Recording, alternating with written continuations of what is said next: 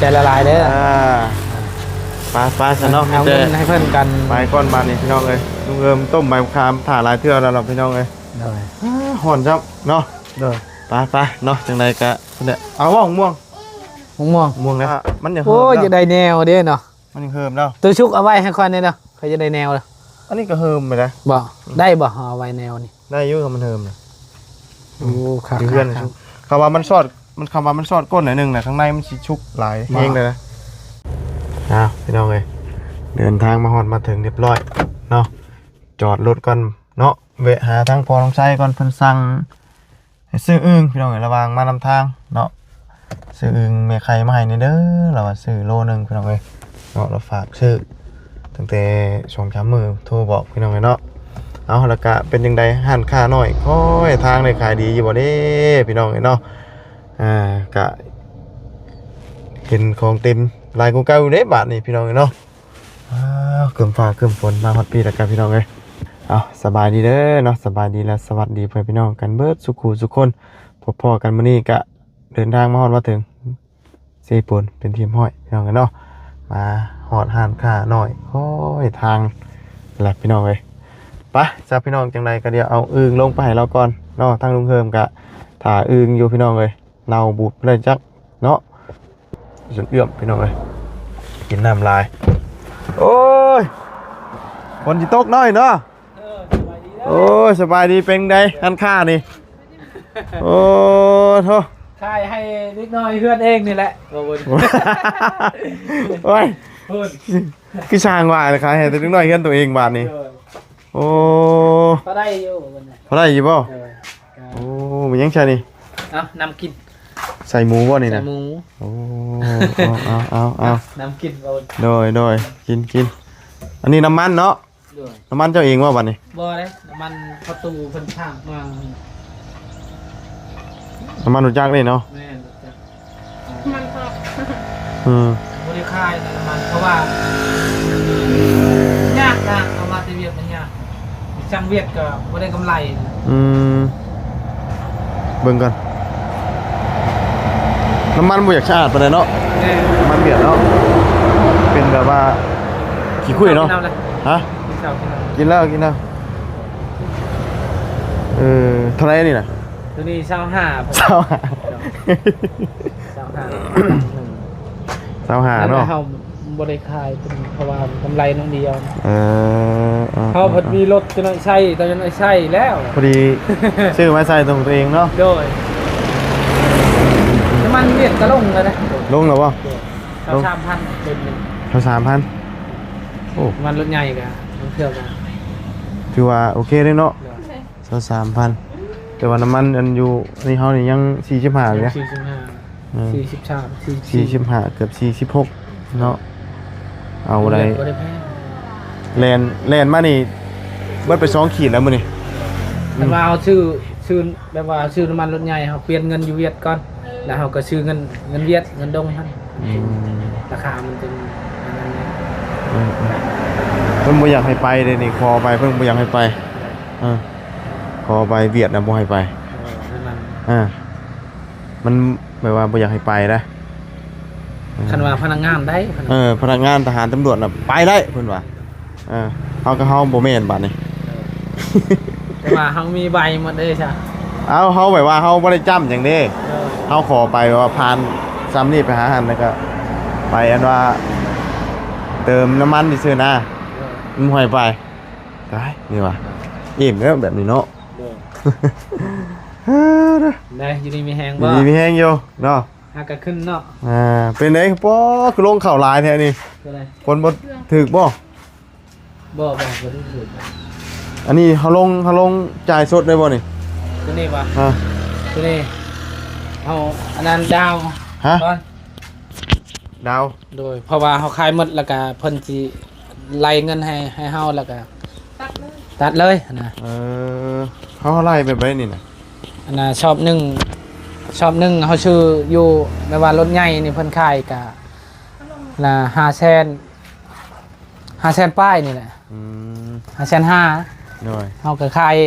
600,000พอได้50,000โดยก็ยามันละสำนั้นก็เอาไงเฮา เขาว่าเอามาลงก่อน โดยนั่นแหละ อืมแต่ว่าเขาไม่ได้จ่ายถอเงินเนาะ แม่น เอาลงจักชอบนี่ทั้งหมดนะ ทั้งหมด20ชอบตัวนี้ต้นหนึง ตัวหนึง เออ ได้ขายจักชอบนะ ยังบ่ได้ขายเลยตัวนี้นะ เฮาก็แม่นแล้ววะตัวเก่าหมดแล้วเนาะตัวเก่าแล้วก็มีอันน่ะทางผู้ใหญ่ทางบ่เตียงเพิ่น ได้ ซอยชื่อ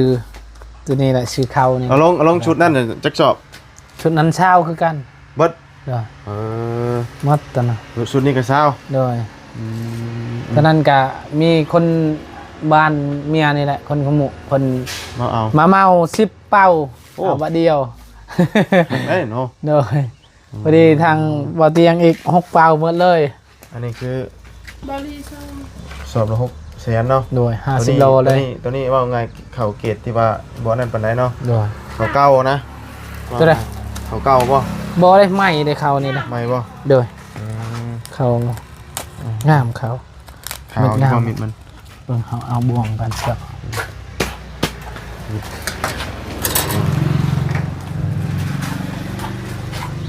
ว่าคันเขาเก่าเฮาบ่เอาได้ขายบ่ตกได้เฮาว่า อืม เพิ่นว่าไม้เฮานะ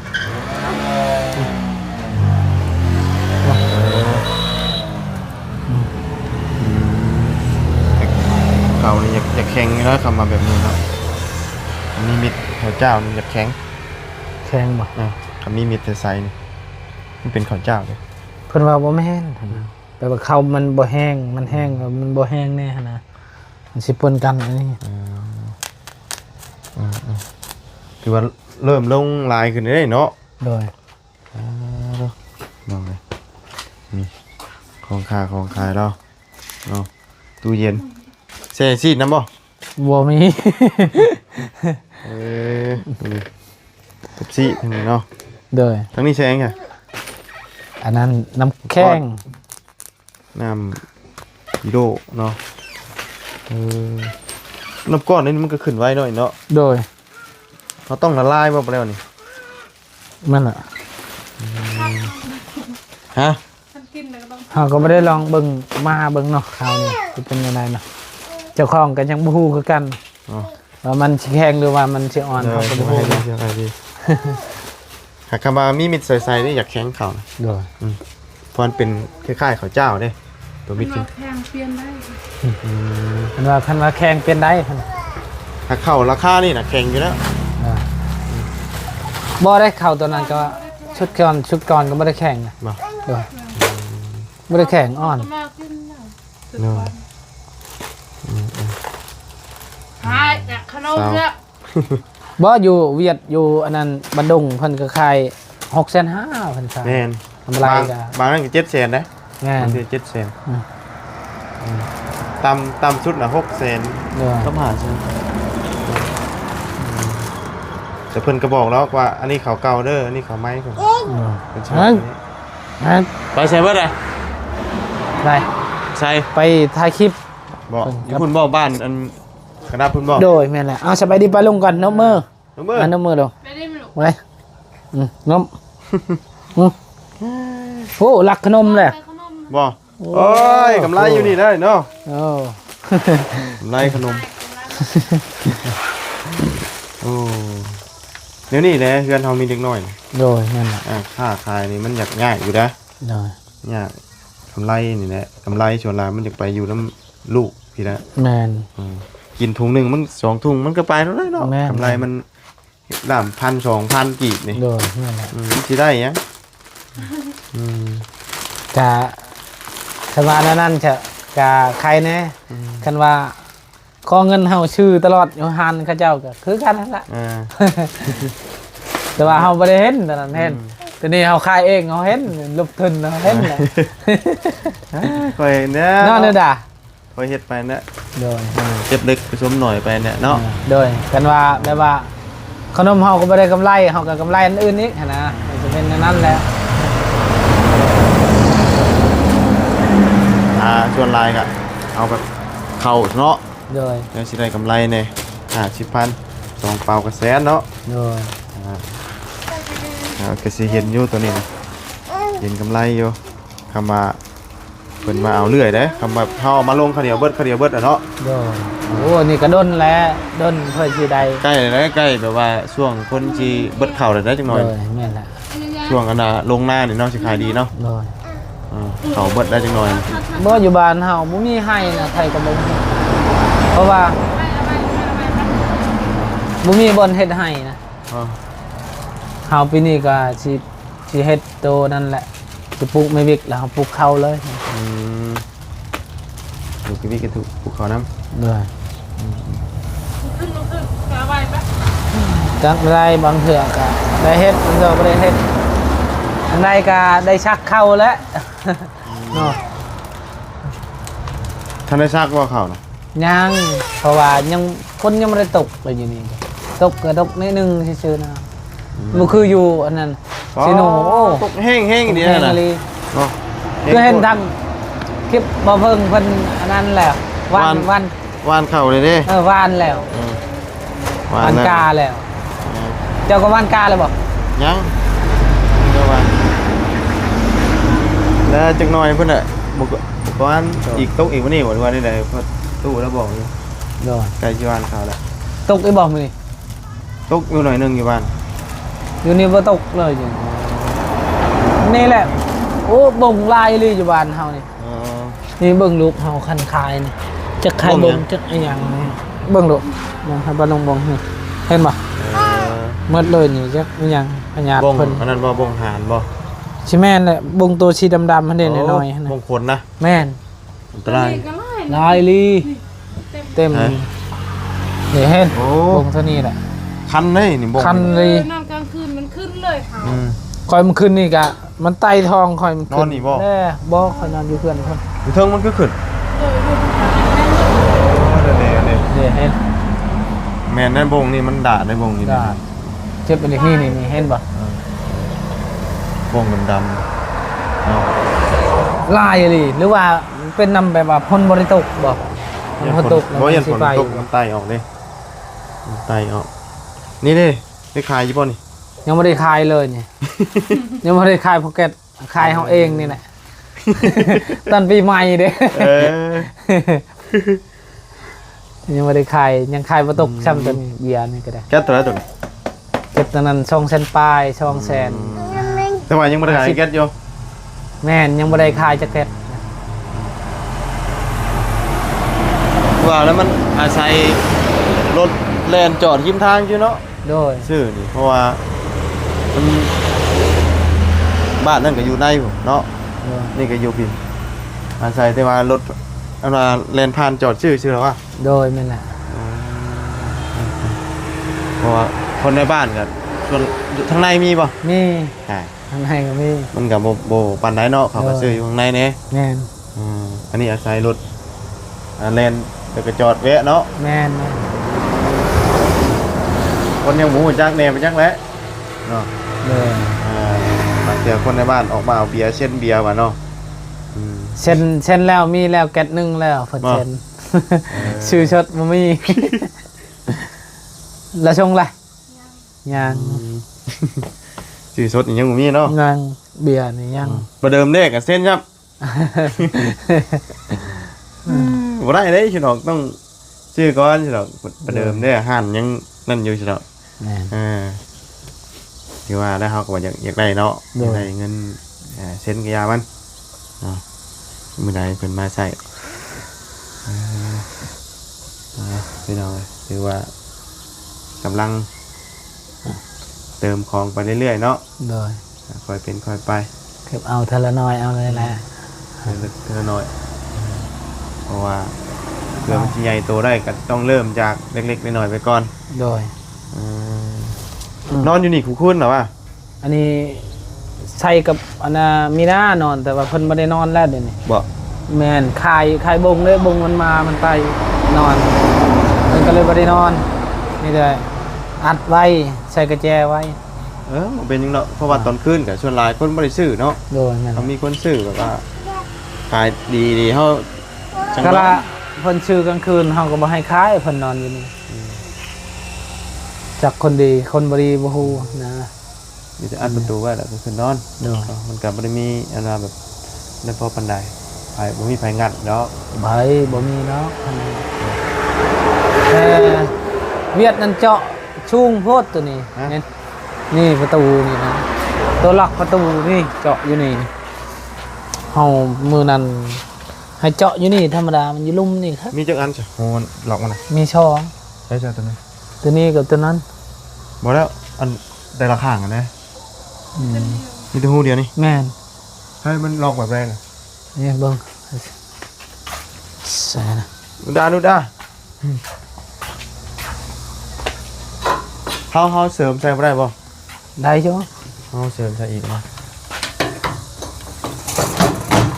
เอานั่งมา ว้าว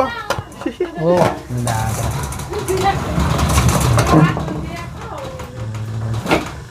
ปกติคันว่าล็อกตัวนี้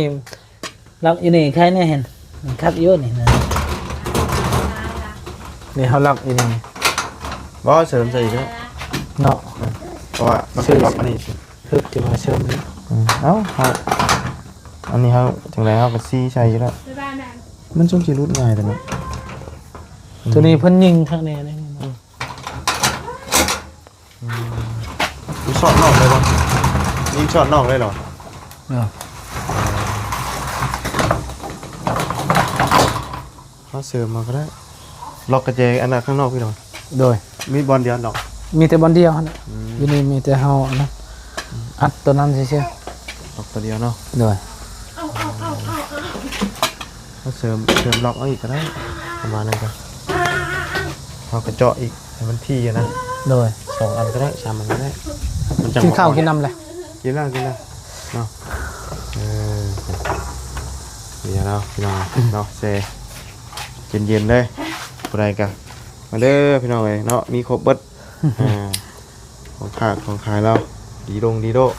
เนาะยาตากระต่ายนี่ก็แม่นบ่ กระต่ายหันลูกเฮาจิกทอง ตัวนี้บ่แม่นตัวนี้ โดย พี่น้องเลยเนาะแบะเอาอึ่งให้เราเนาะเราสั่งซื้ออึ่ง เอ้าน้ำกินน้ำก่อน โดยกินเนาะน้ำมันบ้านเท่าบัดสีแดงเนาะรถจักรเนาะ สีแดงแม่นแหละ อันนี้บัด มันเวียดมันเท้า แต่มันเป็นขี้เหงื่อนะ เฮียบ่แม่นขี้เหยอะอยู่กระตุกบ่เนาะ ฮะ ยันเราบ่ได้ล้างกระตุก จังว่าเป็นขี้เหงื่อเนาะ แม่น ดำๆเนาะเนี่ย ขี้เหยอะนำกระตุกหั่นแหล้ว คำว่าเป็นขี้เหงื่อชื่อกับรถเป็นตายไว้อยู่ได้เนาะ แม่น เนาะขี้พุ่นดำ เอามีอีกแล้วอยู่ในนั้นอยู่ในนั้น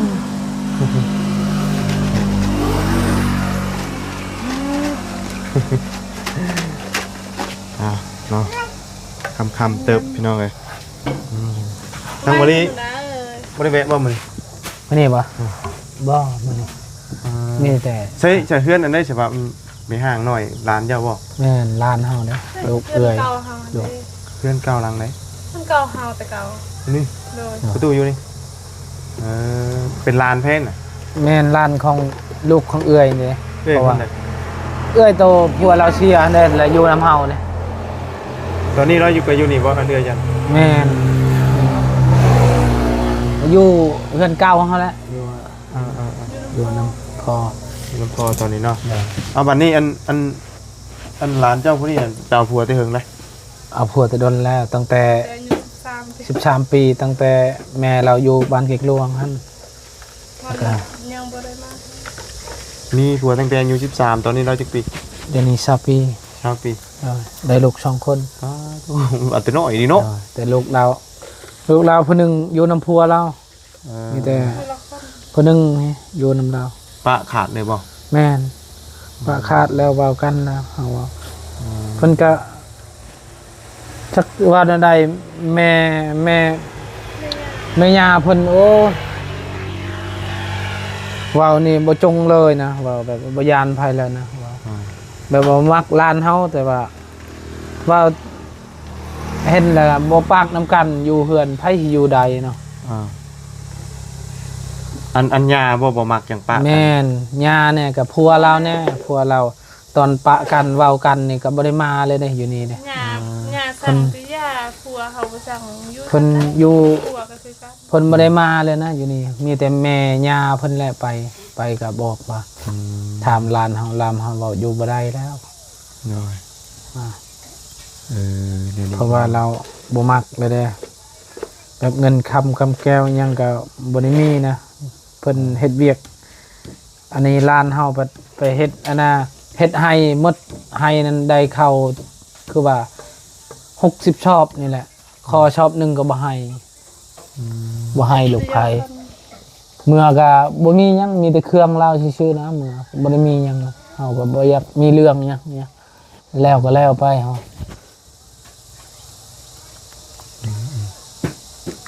ตอนนี้เราอยู่หันติ แม่น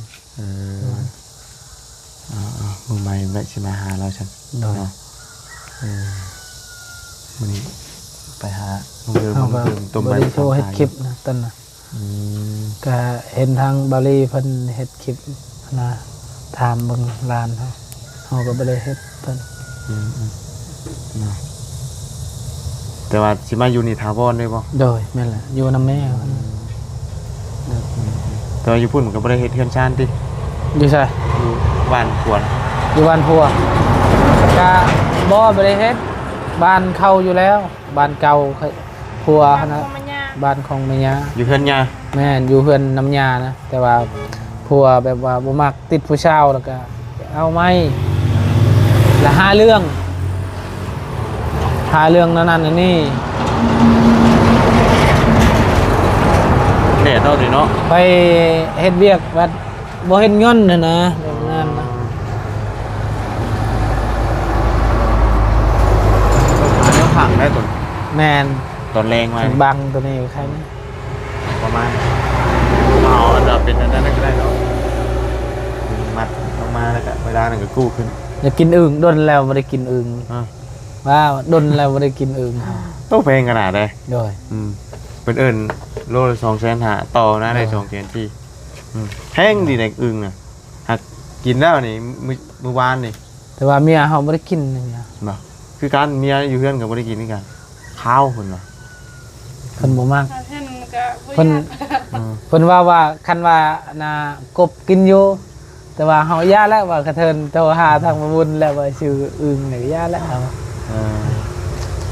กบก็มีอยู่มีกบมีหดอันน่ะตัวแล่น โดย ตัวแล่นตัวใหญ่งูก็มีนะ โอ้ งูสิง โดย งูสิงเซ็ต3-4ตัวน่ะ3-4แสนบ่ พระบุญจะเว้านำอันนั้นสบู่อาบพันคุ้มไว้จะว่า75,000 เฮาซื้อบ่ เฮาขายต่อคุ้มบ่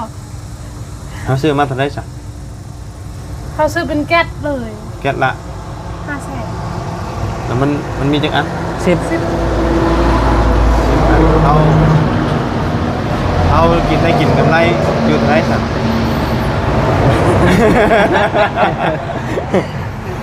กำไรก็เท่าไหร่5,000ติ ไม่อยากขายจะขายเท่าไหร่จะขาย อันกว่าละ70เนาะ จะขายเท่าไหร่จะ 75 75แน่ก็กำไร25แหละกำไร 5,000จะได้แม่ค้านี่ เจ้าชื่อกะกวดหนึ่ง50,000เจ้าค่าย75ก็ค่ายได้25คันว่า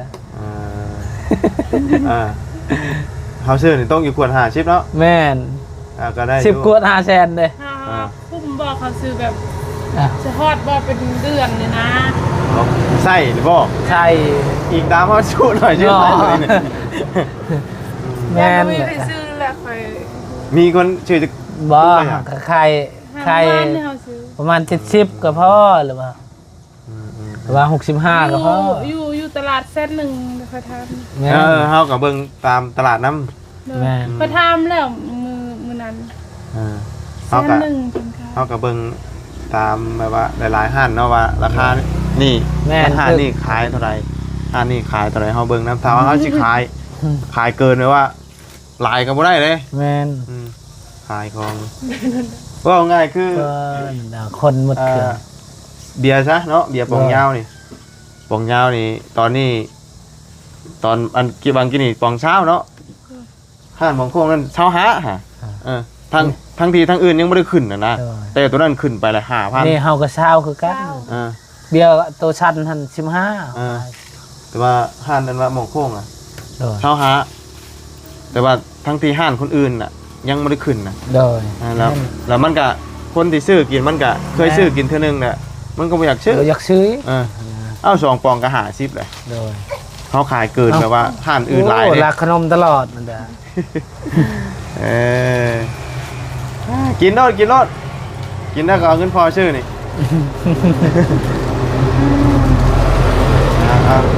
โอ้ค่อยเป็นค่อยไปเนาะเลยได้จ้ะเลยยังมาทันลงโตหรอกคือว่าในห้านค่านั้นเป็นเงินหมุนเรื่อยๆนะให้เป็นก้อนนี่ก็ยังย่างก็ได้แม่นห้านค่าหมุนไปเรื่อยๆหมุนไปมันมาตัวขาวจักเทื่อจังได๋เอาไปมายังเรือซ้ำนี่ชิวๆเรือป่ะเลยก็หลายคนอยู่ได้แบบว่าปิดหานนะย้อนนี่แหละอย่ามันหมุนไปหมุนมาหมุนไปหมุนมานี่ไปมาลึกขึ้นแล้วก็ได้เบิ่งก้อนนี่ก็เฮ็ดก้อนยังก็เฮ็ดก้อนเฮาลองก้อนไปเรื่อยๆนะเลยของแพงอย่างเดียวอย่างไปหาดูกันแล้วก่อนใช่พี่น้องเลยดูเพิ่มกระถาอยู่ต้มใบขามถ่ายอยู่แล้ววะเอ้าโดยขับใจละลายเด้อไปฉันน้องเอาเงินให้เพื่อนกันไปก้อนบานนี่พี่น้องเลยลุงเอิมต้มใบขามถ่าลายเทื่อแล้วเราพี่น้องเลยห่อนจับเนาะไปเนาะจังไรกะเนี่ยเอาม่วงนะม่วงยังก่อนม่วงแอปเปิ้ลเอาแล้วใหญ่แห้งกันดิแต่ว่ามันยังโอ้ยจะได้แนวเด้เนาะมันยังเฮิมเนาะตัวชุกเอาไว้ให้คนเนี่ยเนาะเขาจะได้แนวเลยอันนี้ก็เฮิมไปนะบ่ได้บ่เอาไว้แนวนี่ได้ยุ่งมันเฮิมเลยโอ้ขาเพื่อนคำว่ามันซอดก้นหน่อยนึงนะข้างในมันชิชุกหลายเองเลยนะอันนี้ปะมาอีกมือหนึ่งก็ได้นะโอ้งามมาดิแอปเปิ้ลโอ้มันใหญ่ช้ำได้มันจึงเป็นหมากอันนี้อยู่เพื่อนเจ้าเน่าบ่ชื่ออันรอตอนกิ้งมันตรงนี้2 ปีนี่แหละอันได้กินแบบว่าหมากมันลายปีชื่อนั่นบ่ปันใดปีที่แล้วก็ปีนี้กินบาดเดียวเนี่ยก็อิ่มแล้วอันนี้2 คนกินจะได้แนวนี่นะ2 หมากนี่ก็ได้ยูโรจะได้แนวนี่ปลูกท่านี่คักอะไรจะได้เขาซื้อเอาอันตัวนี้มันต้นซื้อเอาตัวกิ่งมันน่ะบอกกิ่งมันเท่าไหร่เขาเจ้าขายแบบว่าอันน่ะเขาก็เคยซื้อประมาณ100,000บ่แม่ประมาณนั้นน่ะอิงตามเฮาต้นน้อยต้นใหญ่จะได้จาก2-3 ต้นพอปลูกนี่ต้นนึงอันนี้ปลูกสักปีละ3-4 ปีนะแต่ว่ากิ่งมันเนาะไปชาวประตูนโทรตามเลยไปสบายดีเด้อไปเนาะไปจ้าพี่น้องเนาะผมเจอกันใหม่ไปเด้อสบายดี